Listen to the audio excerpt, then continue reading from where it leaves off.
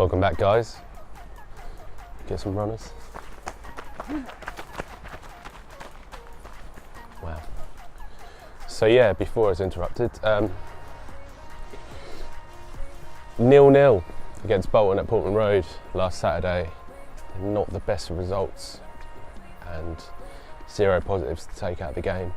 Yet we somehow managed to get off the bottom and pick up our first clean sheet of the season. So as positives go, that's as far as we can probably delve into it, but there are some talking points that I really want to pick up this week that could potentially change the fate of our season.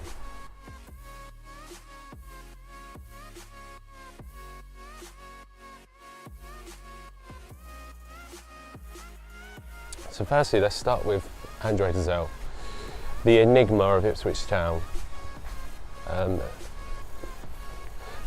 You could say he potentially earned himself a place in the starting lineup, but that was under Mick McCarthy. We're now under Paul Hurst.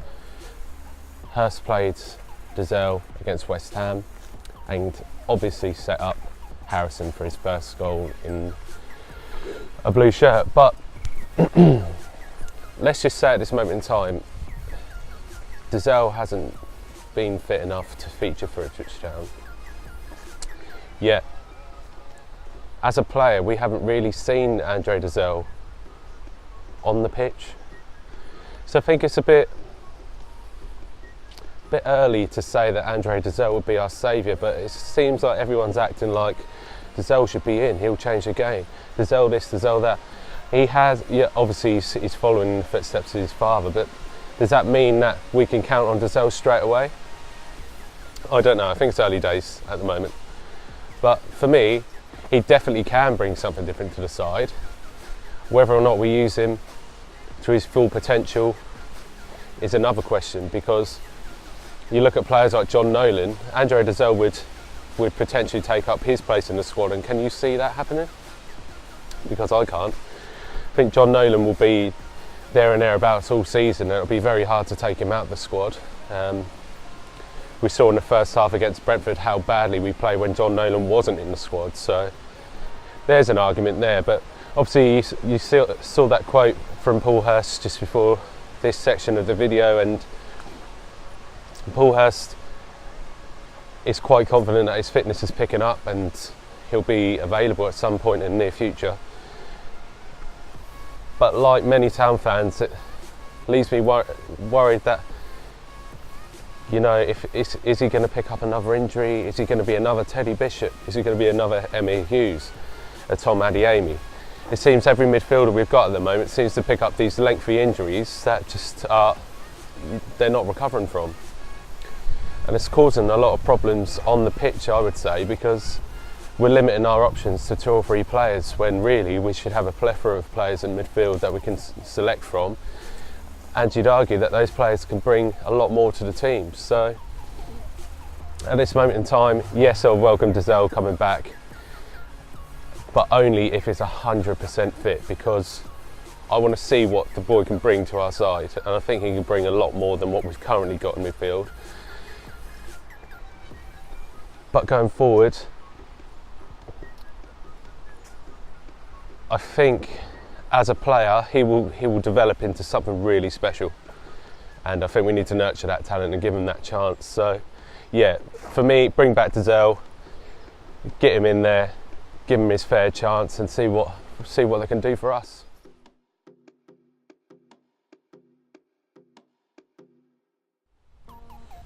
So the next one is this week I put out a tweet with regards to Freddie Sears, and it seems like we're lacking goals up front, and obviously we've just lost the services with John Walters. You'd argue that was Johnny Walters going to bring goals to the squad, because I think his talent would have dried up, is drying up, and I'll be surprised if he does make it through this injury, to be fair, especially as Achilles. You're looking from 6 months to a year to recover from that fully. But given that we have got another striker in the shape of Freddie Sears, I've been a bit confused as to why he's not been involved, because played in the right position, take this the right way, played in the right position, Freddie Sears can bring Ipswich Town goals. And we've seen it in the past. You play the boy up front, he will net every time he's asked. He goes through one-on-one, he will score. He's been playing out on the wing for far too long. He's not a winger, he's a striker. At the end of the day, we've got enough wingers now to push forward as a team.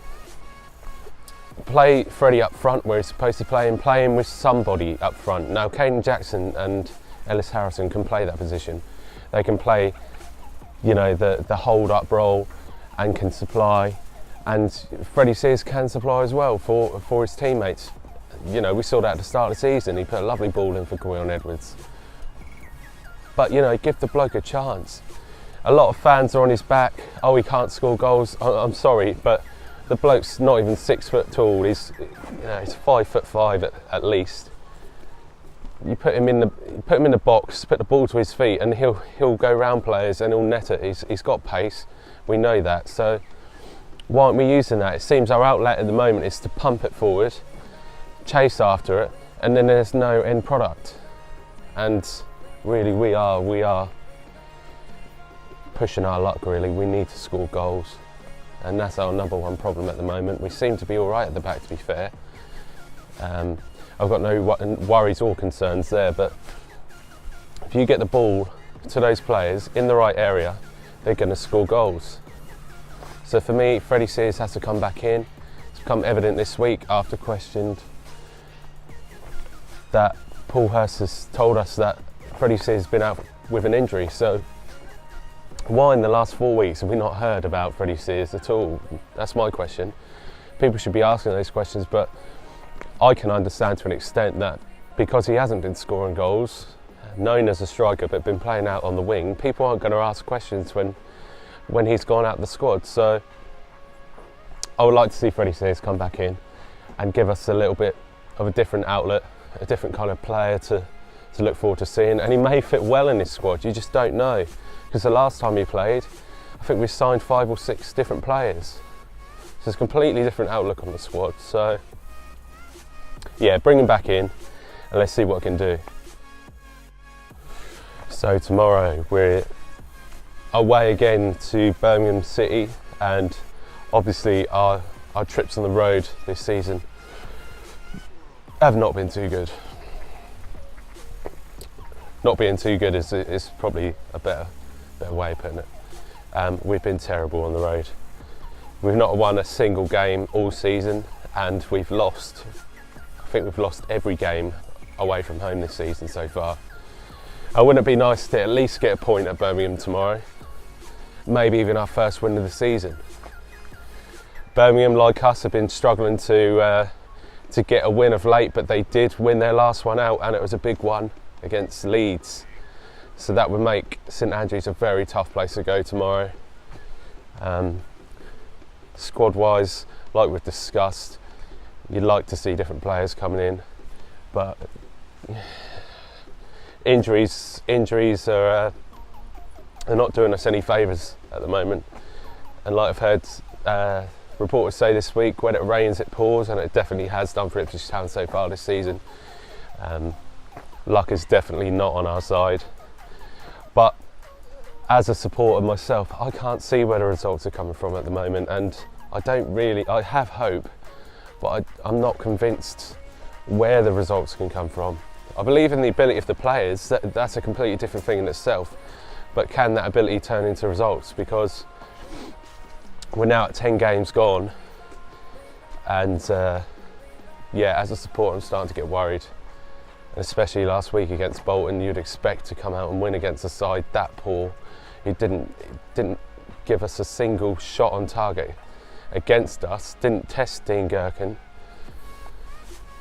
You'd expect us to get a result there, and we had chances but not enough, and it just seems that we seem to dilly-dally on the ball in the midfield too much, play a lot around the back.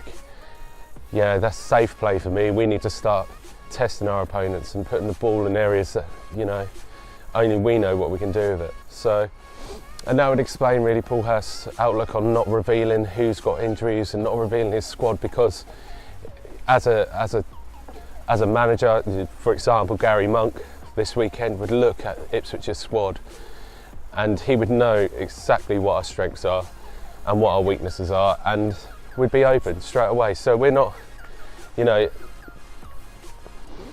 we're not going into tomorrow's game expecting a win, but we really do need to pick up that first 3 points of the season to give us that confidence going forward. But for me, I'm just remaining hopeful, and I mean for you guys as well. I mean, if you're watching this, then we're all trying to stay positive. At this moment in time, it's becoming harder and harder, and hopefully we can just capitalise on our chances. Our 11th game tomorrow, and hopefully it'll be the first 3 points of the season. Come on, you Blues.